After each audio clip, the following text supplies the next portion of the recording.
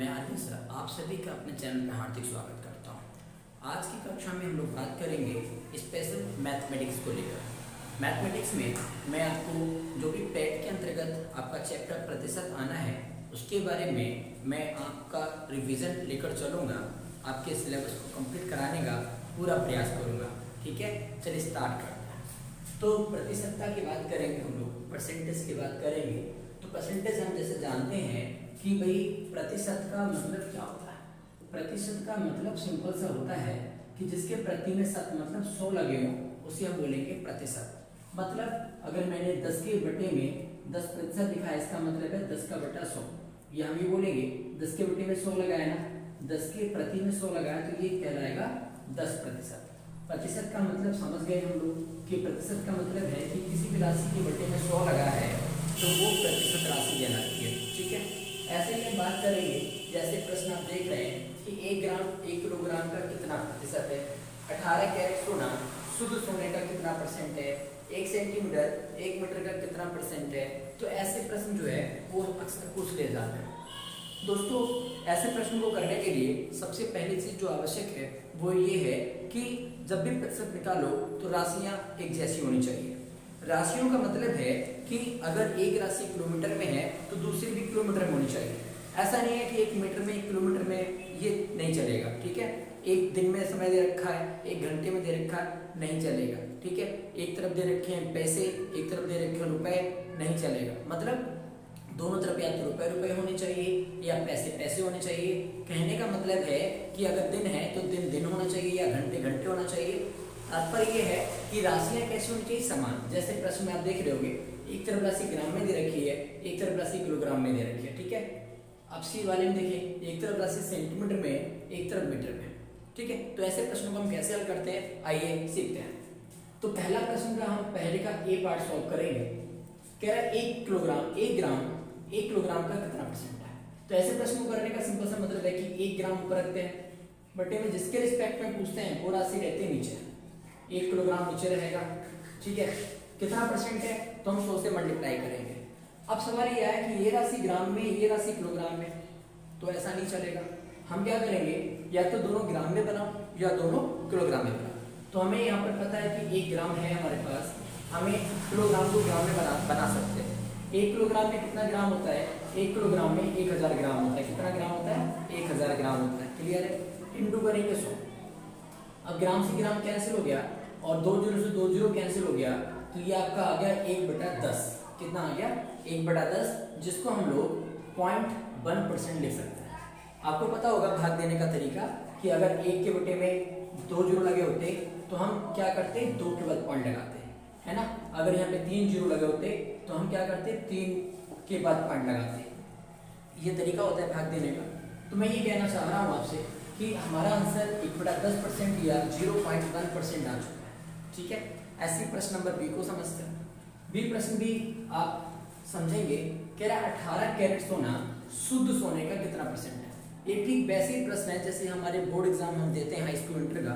तो जैसे मान लीजिए आपके 420 नंबर है, तो जितने नंबर आते हैं जो आप प्राप्त करते हैं, जो प्राप्तांक होता है उसको ऊपर रखते हैं और जो पूर्णांक होता है उसे आप रखते हैं नीचे। मान लो 600 में से आए थे तो 600 हो गया आपका पूर्णांक। कितने हैं, 420 है। इंटू करते हैं 100, हम लोग वही ऐसे परसेंटेज निकालते हैं, है ना। जितने आए ऊपर, टोटल अमाउंट नीचे, इंटू 100। फिर हम लोग कट करते हैं 2 जीरो से 2 जीरो, 6 से काटते हैं 6 7 42। इसका मतलब है जिसके 600 में से 420 नंबर आए हैं उसका 70% मार्क्स आए, यही तो मतलब होता है। ऐसे यहाँ पर करेंगे हम, जब फर्स्ट का बी क्वेश्चन सॉल्व करेंगे, जब फर्स्ट का बी सॉल्व करेंगे तो हम लोग क्या देखेंगे। कह रहा है 18 कैरेट सोना शुद्ध सोने का कितना परसेंट है। कैरेट क्या चीज होती है, कैरेट जो है वो इकाई है, यूनिट है किसकी, शुद्ध सोने की। मतलब सोना कितना प्योर है इस चीज को हम नापते हैं कैरेट में। ठीक है, तो 18 कैरेट सोना लेकर आए आप मार्केट से और आपको पता है तो 18 कैरेट के ऊपर रहेगा। आपका टोटल कितना कैरेट सोना होता है, आपका टोटल 24 कैरेट सोना होता है। कितना होता है, 24 कैरेट। तो 24 कहाँ आएगा, बटे 24 कहोगे, यहाँ तो है नहीं। हाँ, शुद्ध सोना बोल रहा है ना, शुद्ध सोना कितने कैरेट का होता है, शुद्ध सोना 24 कैरेट का होता है। 24 लगा दिया, इंटू करेंगे 100। ठीक है, अब हम इसको डिवाइड करेंगे, 6 × 18 होता है और 6 × 24 होता है। ठीक है, अब 4 से काटेंगे, 4 से 100 हमेशा 25 बार में कटेगा, चाहे आप इसको याद कर लीजिए। नहीं तो देखिए 4 दूनी 8, 10 थे 2 बचे, आगे ले गया 0 के पास 20 हो गया, और 4 पंजे 20। कहने का मतलब है 25 आ गया, ऊपर 3 आ गया, तो ये आपका 75% बन गया। मतलब है कि आप मार्केट से 18 कैरेट सोना लेकर आते हैं, इसका ये मतलब है कि 75% आप गोल्ड लेकर आ रहे हैं, बाकी 25% अन्य चीजें हो सकती हैं। ठीक है, तो ये बात क्लियर हो गई आपकी। ऐसे प्रश्न नंबर सी वाला देखते हैं, फर्स्ट का सी। तो फर्स्ट के सी में कह रहा है कि 1 सेंटीमीटर 1 मीटर का कितना परसेंट है। तो 1 सेंटीमीटर, अब आप देखिए 1 सेंटीमीटर किसके रिस्पेक्ट में पूछा है, 1 मीटर के रिस्पेक्ट में पूछा है, इंटू 100। आपने कहा सर दोनों राशियां बराबर नहीं है, या तो दोनों सेंटीमीटर होना चाहिए या दोनों मीटर होना चाहिए। आपने कहा सर हम इसको सेंटीमीटर में है, हम मीटर को बनाएंगे सेंटीमीटर। 1 मीटर में कितना सेंटीमीटर होता है, 100 सेंटीमीटर। तो हम यहाँ पे लगाएंगे 100 सेंटीमीटर और गुणा करेंगे 100।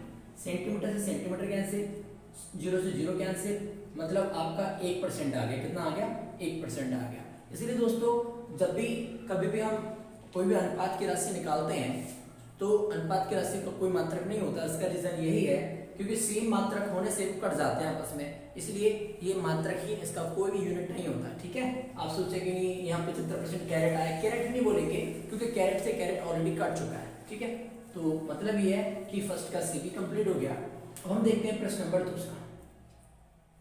कह रहे हैं कि एक व्यक्ति किसी संख्या के 3/5 के स्थान पर 7/4 से गुणा कर देता है, परिणाम में कितना परसेंट परिवर्तन आएगा, यह ज्ञात करना है। अब आप दोस्तों देखो, मैं आपसे अगर कहूं कि जैसे मैंने किसी व्यक्ति से कहा कि आपको इस नंबर को 5/6 से गुणा करनी है, उसके समझ में आया कि 11/7 से गुणा करनी है, और वो 5/6 से गुणा करने की जगह 11/7 से गुणा करेगा, तो क्या आंसर सही आएगा? बिल्कुल नहीं आएगा, क्योंकि उसने गलत नंबर से मल्टीप्लाई कर दी है ना। तो ऐसे ही यहाँ पर प्रश्न कहा गया कि एक व्यक्ति को बोला गया था 3/5 से गुणा करने के लिए, लेकिन उसने गुणा कर दिया 7/4 से। तो जो भी ओरिजिनल आंसर रहेगा, उस ओरिजिनल आंसर से जो भी हमारे गलत मल्टीप्लाई करने से आंसर आया था, उसमें क्या पाया जाएगा? डिफरेंस पाया जाएगा। कितना परसेंट का डिफरेंस पाया जाएगा, यही पूछा है सवाल में। तो उसको हम लोग करते हैं। देखिए सबसे पहले आप क्या करेंगे, जिससे गुणा करने के लिए कहा, आपसे कहा 3/5 से गुणा करने के लिए इसको लिखेंगे। ठीक है, फिर आपसे बोला 7/4 से गुणा करने के लिए आप इसको लिखेंगे। ठीक है, आपने सबसे पहले जो सही में गुणा करनी थी वो लिखा, जो आप गलती से कर बैठे वो लिखा। क्लियर है? अब मैं आपसे कहूंगा ये जो नीचे दिख रहा है आपको हर में 5 और 4 का एलसीएम कितना होता है? 5 और 4 का एलसीएम कितना होता है? 20 होता है। कितना होता है? 20। आप ऐसे निकालते हैं एलसीएम, मैं एलसीएम बता दे रहा हूँ आपको। ऐसे निकालते हैं आप, 2 दूनी 4, 5 तो कटेगा नहीं, फिर 2 से काटेंगे 2 एकम 2, 5 भी नहीं कटेगा, 5 एकम 5, 2 दूनी 4 पंजे 20। ऐसे भी निकालते हैं, या आप थोड़े से समझदार हैं तो आप ये देख सकते हैं, एक इवन नंबर है, एक ऑड नंबर है, सम और विषम, तो इनका तो एलसीएम हमेशा मल्टीप्लाई में जो आता है आंसर वही होता है। तो 5 चौका 20, इसका मतलब 20 मिल रहा है ना नीचे का। अगर आप एलसीएम लेना नहीं जानते हो तो कोई बात नहीं, आप हर की गुणा कर लिया कीजिए। 5 की 4 से गुणा करोगे, 5 चौका 20 आया, तो 20 की इधर गुणा कर लीजिए और 20 की इधर गुणा कर लीजिए। मतलब जो भी गुणा है उससे दोनों तरफ मल्टीप्लाई कर लो। ठीक है, अब हम क्या करेंगे, हम 5 से काटेंगे, 5 से काटेंगे 4 बार, हम 4 से काटेंगे 5 बार। ठीक है, 4 पंजे 20 होता है। अब आप देखेंगे 3 चौक कितना आया? 12, और 7 पंजे कितना आया? 35। ठीक है, तो अब यहाँ पर आप सिंपल सा देख सकते हैं कि आंसर आना था 12 और आया कितना? 35। तो डिफरेंस आप दिख रहा होगा आपको, डिफरेंस कितना बड़ा डिफरेंस है। 5 में से 2 कम करोगे 3 का डिफरेंस है, और 3 से 1 कम करोगे तो 2 का डिफरेंस है। ठीक है, तो कहने का मतलब है 5 से 2 कम करोगे 3 का, 3 से 1 कम करोगे 2 का, मतलब कुल 23 का डिफरेंस है। और हमेशा नीचे रखते हैं सही वाला डाटा, इंटू करते हैं 100। ठीक है, इन दोनों का डिफरेंस देखो 23 का आया, बटे में हमेशा जो ओरिजिनल चीज होती है उसको रखते हैं नीचे, इंटू करते हैं 100। हम इसको डिवाइड करेंगे, 4 3 12 होता है, और 4 से कटेगा ये 25 बार में। ठीक है, अब हम इसको सॉल्व करेंगे। भाई 25 3 75 का 5 हाथ से लगा 7, 25 दूनी 50, 50 और 7 कितना होता है? 57। तो हम लिखेंगे बटे में हमारे पास 3 है, हम 3 से डिवाइड करेंगे। 3 से कैसे करेंगे भाई? 3 एकम 3। ओके, 5 तक पढ़ा 3 एकम 3, 2 बचा, 2 को ले गए, 7 के पास 27 हो गया, और 3 नेम 27। क्लियर है? अब हमारे पास 5 बचा, पूरा कर चुका है, तो 3 एकम 3, फिर कितना बचा? 2 बचा। कितना बचा? 2 बचा, हमारे पास 2 बच गया। तो हम इसको लिखेंगे, हम इसको क्या लिखेंगे? देखिए 3 एकम 3, 3 एकम 3, 2 बचा 27 हो गया, 3 नेम 27, फिर 2 बचा, सॉरी पूरा पूरा कट चुका है, 3 एकम 3, 2 बचा हमारे पास। तो हमारे पास 191 सही 2/3%, ये हमारा क्या आ गया आंसर। ऐसे ही इसी तरीके से हम प्रश्न नंबर 3 लेते हैं और इसको हल करते हैं। सॉरी, चौथा प्रश्न देखते हैं। ये प्रश्न नंबर जो है नहीं, ठीक है, ये प्रश्न नंबर दूसरा है, हम प्रश्न नंबर 3 की ही बात करेंगे। तो प्रश्न नंबर 3 में देखो क्या सेम सवाल है, 5/3 से गुणा करने के लिए कहा गया था और 3/5 से कर बेटे। तो मैंने आपको बोला हर के गुणा कर लो, 3 पंजे 15, ये वाला 3, ये वाला 5, इस 15 के गुणा इधर, इस 15 के गुणा इधर, 5 से काटेंगे 3 बार में, 3 से काटेंगे 5 बार में, तो ऊपर आ गया 25, नीचे आ गया 9। अब देख सकते हैं डिफरेंस कितने का है, 16 का डिफरेंस। बटे में क्या रखेंगे, सही वाला डाटा इंटू 100, 25 से कम 25, 25 चौका 100, ऊपर 16 है, इधर 4 है, 16 चौक 64। इसका मतलब कितना परसेंट डिफरेंस आ रहा है, 64%। ठीक है, तो ये रहा प्रश्न नंबर 2 और ये रहा प्रश्न नंबर 3। अब इसी क्रम में हम लोग बात करेंगे प्रश्न नंबर 4 की। तो प्रश्न नंबर 4 की जब बात करेंगे तो प्रश्न नंबर 4 देख लेते हैं। कह रहा है चीनी का दाम जो है 16 से ही 2/3% बढ़ जाता है तथा परिवार की खपत 20% कम हो जाती है। कुल खर्च का परसेंट बताना है, परसेंट परिवर्तन कितना है। दोस्तों मैं आपसे कहूंगा सिर्फ 2 बातें याद रखने के लिए कि अगर वो वृद्धि की बात करें मतलब चीज बढ़ जा रही है तो प्लस लगाएंगे, और कमी हो जा रही है मतलब माइनस हो जा रही है तो आप माइनस लगाएंगे। जैसे इस प्रश्न में कहा है कि 16 से ही 2/3% की क्या हो रही है वृद्धि, तो प्लस लगा दिया, और 20% की क्या हो रही है कमी, तो 20% पर लगा दिया माइनस। क्लियर है, इतनी बात क्लियर। आपसे बोला है 16 से ही 2/3% की क्या हो रही है वृद्धि, वृद्धि लगा दिया। खपत में 20% की क्या हो रही है कमी, तो माइनस लगा दिया। अब हम लोग क्या करेंगे, इसकी फ्रैक्शन वैल्यू देखेंगे। जैसे मुझे याद है कि 16 से 2/3% की वैल्यू 1/6 होती है और 20% की वैल्यू 1/5 होती है। आपको याद नहीं है कोई बात नहीं, हम लोग निकाल के देखते हैं। ठीक है, जैसे हम जानते हैं 16 तिया 48 और 2 50। अरे ऐसे पढ़ते हैं, 2 से ही 3/5 लिखा है तो कैसे लिखोगे, 5 दूनी 10, 10 में 3 जोड़ोगे तो 13/5 लिखाइए। अगर कहीं 11 से ही 2/6 लिखा है तो 11 6 66, 66 2 68/6 ऐसे करके लिखते हैं ना। तो ऐसे यहाँ करेंगे, 16 3 48, 48 में 2 जोड़ेंगे तो 50/3 आया। कितना है 50/3, ये परसेंट है, क्या है परसेंट। और परसेंट हटाते हैं तो पॉइंट में क्या आता है 100, क्या आता है 100, पता है ना हमको। 50 से कम 50, 50 दूनी 100, ऊपर कितना रहेगा 1, नीचे 3 दूनी 6 बन गया। ठीक है, ऐसे इसका निकालेंगे 20% का, तो 20 का बटे में 100 आएगा, जो परसेंट हटाएंगे बटे में 100 लाएंगे। 20 से कम 20, 20 पंजे 100, तो यहाँ से हमें वैल्यू मिलेगी 1/5। तो सबसे पहला काम क्या है कि आप उनकी फ्रैक्शन वैल्यू अर्थात भिन्न लिख लीजिए, क्या आएगा। क्लियर। दूसरी बात सुनिए, अगर वृद्धि हो रही है तो आप जोड़ लीजिए, 6 में 1 जोड़ लीजिए, और अगर कमी हो रही है तो घटा लीजिए। यहाँ पे देखिए वृद्धि हो रही है तो 6 में 1 जोड़ा 7/6 हो गया, यहाँ कमी हो रही तो 5 में 1 घटाया 4/5 हो गया। मतलब ये कि हमें मिला 7/6 गुणा 4/5, इनकी हम करें गुणा 7 चौक 28 और 6 पंजे 30। हम देखेंगे इनमें डिफरेंस कितने का 2 का, डिफरेंस कितने का 2 का, और बटे में हमेशा वो लगाएंगे हम जो बटे की चीज है, गुणा करेंगे 100।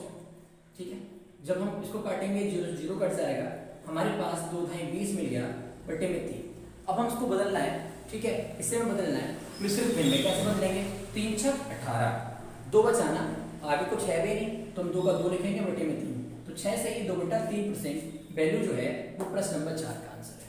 ठीक है दोस्तों, इसी तरह से हम लोग कोशिश करेंगे टेंथ का जितना भी टोटल सिलेबस है एग्जाम से पहले हम उसका क्विक रिवीजन करें। ठीक है, तब तक के लिए आप सभी का धन्यवाद।